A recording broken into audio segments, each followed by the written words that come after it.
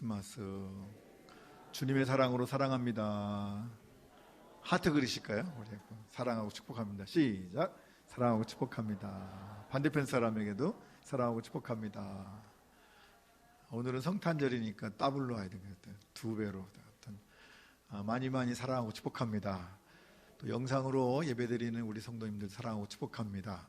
하나님의 사랑과 은혜가 늘 함께 하시기를 간절히 바랍니다.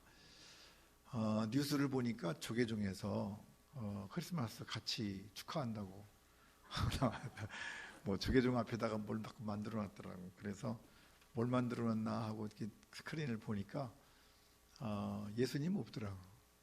그러니까 여러분 꼭 기억하시는 거는 우리가 성탄절은 예수님 생신이에요. 그래서 예수님이 계셔야 되는데 조계종에서 우리 성탄절을 기뻐한다고 하면서 트리 만들어 놓고 또 눈사람 만들고 산타크로스 만들고 또 서운해서 그런지 스님 모양으로 하나 만들고 그런데 정작 예수님은 없더라고. 청계천에다가도 트리 크게 하고 또 아주 멋있게 장식을 이쁘게 해서 해놨는데 거기도 역시 마찬가지로 산타크로스 할아버지 또 그리고 사슴 트리 이런 건 있는데 예수님은 없죠. 그러니까 성탄절이 예수님 오신 날이 아니라 그냥 세상 사람들은 그냥 노는 날이에요. 노는 날이고 그냥 즐기는 날이고 영화를 보더라도 그렇고 또 뭐 어떤 행사를 보더라도 예수님은 없고 다 그냥 그런 것들만 있죠. 그래서 사실은 조계종에서 스님들이 성탄절을 축하한다고 그러는데 그 사람들 축하하는 거는 예수님 축하하는 거 아니고 그냥 성탄절은 노는 날 그렇게 그 사람들은 생각하는 것 같습니다. 우리도 석가모니 부처님을 우리 함부로 하는 건 아니잖아요. 석가모니는 좋은 것 많이 하셨어요. 근데 우리 장로님 한 분이 그런 말씀하시더라고요. 종교는 기독교밖에 없고 나머지는 다 철학이다. 그런 말씀하죠. 그게 맞는 얘기죠. 세상의 다른 것들은 다 사상이고 철학들이에요. 근데 종교는 하나밖에 없습니다. 진리는 하나죠. 어쨌든 예수님 오신 이날 우리가 여러 가지 생각할 거였는데 오늘은 좀 재밌게 여러분 그런 얘기 들어보셨어요? 예수님이 밥이다. 그런 얘기. 예수님이 우리의 밥이다.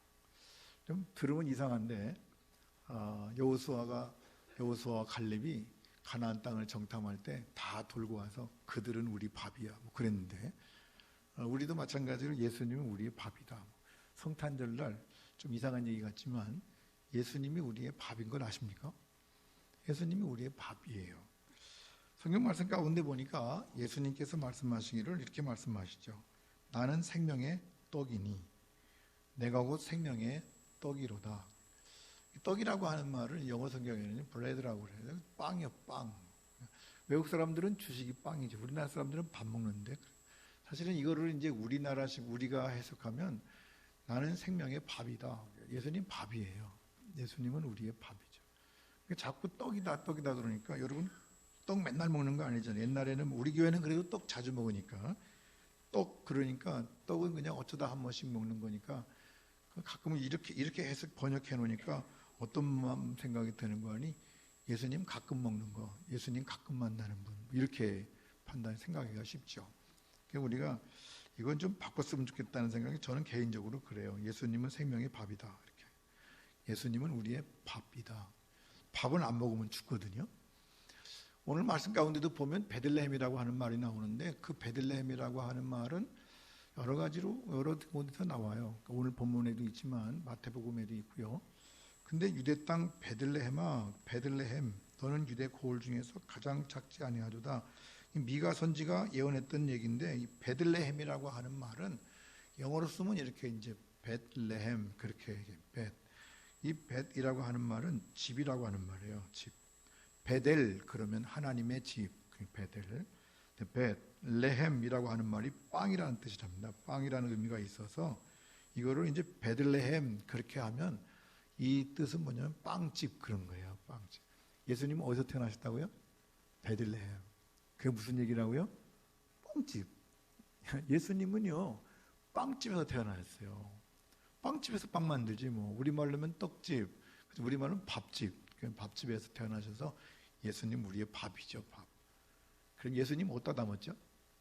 이렇게 말하면 이상한가? 근데 예수님을 담았죠. 예수님 나가지고 어디다 담아놨죠? 말 구유가 뭐죠? 젖아들을 낳아 강보로 싸서 구유에 누웠는데 구유가 뭐예요? 구유가 밥그릇이에요. 밥그릇. 예수님은 태어나서 우리의 밥으로 오셨고 그 밥으로 오신 예수님을 어디다 담았어요? 밥그릇에 담았어요. 구유에 담았죠. 구유에 예수님을 이렇게 싹 담아놓으니까 참 이상한 그림이 되는데 예수님이 거기. 사실은 예수님이 이 사건을 통해서 우리에게 진짜 하시고자 하는 말씀은 예수님은 우리의 양식이에요. 양식. 우리 일용할 양식. 메일리 브레드라고. 매일매일의 양식이 뭐죠? 성경 우리가 영어로 하면 이상하게 안 여기는데 한국말로 하면 사람들이 이상하다고 그래요. 데일리 브레드라고 하는 뭐예요? 데일리 브레드라고 하는 말은 매일 먹는 빵이에요. 그죠? 매일매일의 양식. 좋게 말하면 양식, 밥. 우리가 먹는 매일 먹는 밥. 근데 이제 우리 일용할 양식이 예수님이라고. 예수님 밥이죠, 밥. 그래서 예수님 뭐라고 말씀하신 거니? 내가 생명의 떡이다. 그런 말씀하셔요. 예수님은 이런 말씀을 많이 하셨어요. 이런 의미 있는 말씀들을. 예를 들면 받아 먹으라. 이것은 내 몸이니라. 이것은 나의 피 언약의 피다. 내 몸과 피다. 이것도 결국 무슨 얘기죠? 내가 밥이야. 그런 뜻이죠. 예수님이 우리의 밥이에요. 밥이라고 하는 말은 무섭게 생각하면 이 밥은 우리가 취할 거는 거지만 밥이라고 하는 것은 사실은 굉장히 귀한 거죠. 여러분 일할 때 무슨 힘으로 일한다고 그래요? 밥심으로 일한다고 그래요. 그렇죠. 어렸을 때 그러더라고요. 제가 28살에 처음 목회 나갔는데 그때 이제 시골에 목회하니까 시골 목회 갔는데 그 신방을 갔어요. 근데 때가 되니까 밥 주잖아요. 근데 시골 그릇이 옛날에 컸어요. 그죠? 이따만큼. 근데 밥 속에 있는 그릇 한 그릇, 밥 위에 있는 그릇 한 그릇. 그래갖고 제가 그거를 반쯤 밥그릇 속에 있는 건 먹어보지도 못하고 믿고 걷어먹다가 이제 숟가락을 놨더니 우리 그때 장로님 한 분 계시는데 됐었는데 그 장로님이 그러시더라고. 전도사님은 세경 많이 받긴 틀렸습니다. 그러더라고. 세경이 뭐죠? 월급 많이 받긴 틀렸대. 왜요? 그랬더니 시골에서는 머슴 구할 때 밥 먹여보면 안 돼. 밥을 많이 먹으면 뭘 많이 주고? 세경을 많이 주고 밥을 적게 먹으면 세경을 적게 준대. 왜? 밥 못 먹으면 일도 못하니까. 그래서 아무튼 밥심으로 일한다는 거 밥심으로. 여러분 밥이라고 하는 건 많이 먹어야 돼요. 아무튼 예수님의 밥. 그래서 요한복음 6장 27절 말씀 가운데 보니까 썩는 양식을 위하여 일하지 말고 영생하도록 있는 양식을 위하여 하라. 사실은 이것도 밥이에요. 썩는 밥 위해서 일하지 말고 영생하도록 있는 밥을 위해서 해라. 무슨 밥? 예수님 밥. 하나님의 떡은 하늘에서 내려오는 세상에 생명을 주는 것이니라. 하나님의 떡, 하나님의 밥, 하나님께서 우리에게 주신 밥은 뭐냐? 예수님이잖아요. 세상에 생명을 주는 거예요. 그러니까 오늘 성탄절에 예수님 오신 것은 우리의 밥으로 오신 거예요. 밥으로. 주여 이 떡을 항상 우리에게 주소서. 이 떡이 아니라 밥이죠. 떡은 항상 안 먹어. 그죠? 매일 떡 먹는 사람 없어. 그러니까 성경을 이렇게 읽으면 떡 먹기가 힘들어요. 참 힘들다고. 어쩌다 한 번씩 먹는 게 떡이지. 뭐 맨날 떡 먹고 살 수 있나? 그렇지만 밥은 맨날 먹어야지. 아니 매일이 아니라 끊임마다 먹어요. 하루에 3번씩 먹잖아요. 밥 먹어야죠. 자, 나는 생명의 떡이니 내게 오는 자는 결코 줄이지 아니할 터요. 나는 생명의 밥이야. 결국 우리말로 다 밥이라고 번역해 놓는 것이 훨씬 나은 것 같아요. 그래야 예수님이 항상 내 안에 있죠. 떡이라고 만들어 놓으니까 그냥 명절만 먹는 거. 명절만 찾고 무슨 때 되면 찾고 그렇지 않으면 안 찾고 그런 예수님이죠. 여러분 51절 말 나는 하늘에서 내려온 살아있는 떡이니 살아있는 빵이야. 밥이라. 이 사람이 이 밥을 먹으면 영생하리라. 내가 줄 밥은 곧 세상의 생명을 위한 내 살이니라 하시니라. 예수님의 살이 우리의 밥이라는 거예요. 밥. 그래서 예수님은 사실은 베들레헴에 오셨죠. 베들레헴. 아주 조그만 마을이에요. 베들레헴이라고 하는 조그만 마을인데 그 베들레헴은 뭐냐면 밥집. 예수님은 밥집 출신이라고. 왜 밥집에서 오셨죠? 왜 밥집으로 오셨을까? 그것도 그냥 그릇에 좋은 그런 침대에다 담아놓은 게 아니라 예수님 밥그릇에 담았잖아. 그것도 말밥그릇. 예수님을 이렇게 밥그릇에 담아놓고 예수님 당신도 우리를 향해서 뭐라고 말씀하신 거니? 나는 밥이야. 나는 밥이야. 그런 말씀을. 그 얘기는 뭐냐면 너희가 밥을 먹어야 돼. 그러니까 밥 먹어야 돼. 아무튼 성탄절부터 시작해서 저와 여러분이 1년 동안 밥을 많이 먹으시기를 간절히 바랍니다. 밥심으로 사는 거예요. 밥심으로. 우리는 예수 믿는 사람들은 무슨 힘으로 살아? 예수님 힘으로 살지.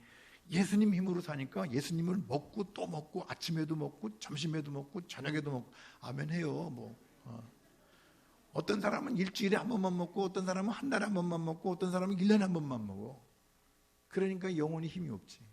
밥은요 끼니마다 먹어야 돼요. 저는요 아침 먹고 나서 점심때가 됐는데 밥을 안 주면 제가 짜증이 나.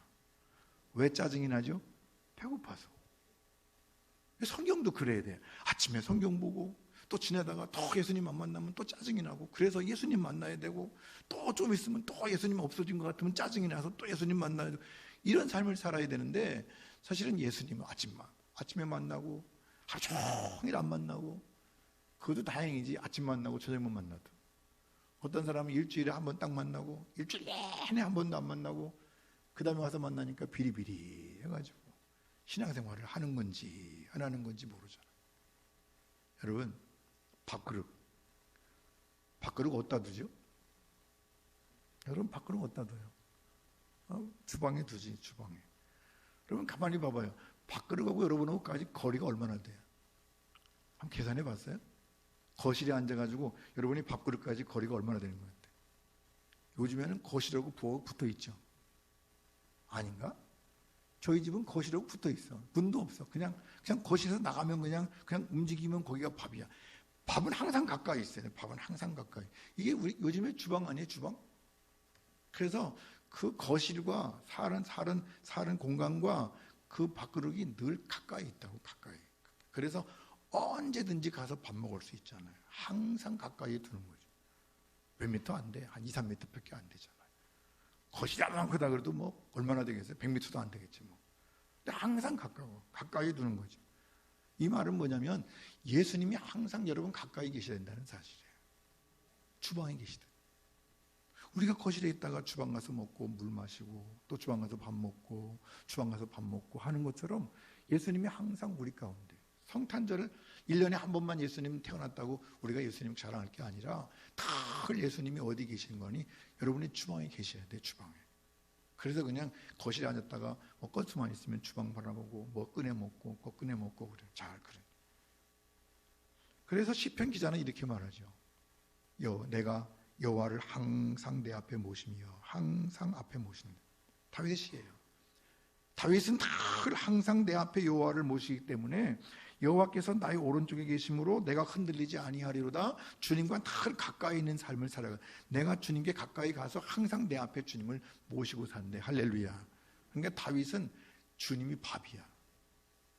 주님이 밥이라 주님을 먹고 주님을 먹고 주님을 먹고. 그래서 골리앗하고 싸우러 가더라도 누구 이름으로 간다? 내가 하나님 이름으로 간다. 그 얘기는 뭐냐면 내가 밥심으로 간다. 그런 얘기예요. 내 밥은 뭐예요? 하나님이기 때문에 내가 하나님의 힘으로 간다. 너는 칼과 창으로 나오지만 나는 하나님의 힘으로 간다. 내가 하나님 힘 갖고 있어. 그런 거죠.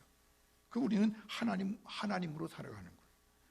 내가 항상 주와 함께 하니 주께서 내 오른손을 붙드셨나이다. 내가 항상 주님과 함께 하니까 주님이 내 오른손을 붙들어 주신대. 할렐루야. 나에게 힘 주시고 능력 주시는 줄로 믿습니다.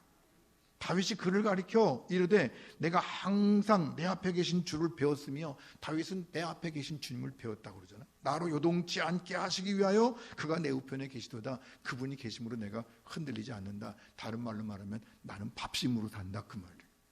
나는 예수님 힘으로 산다.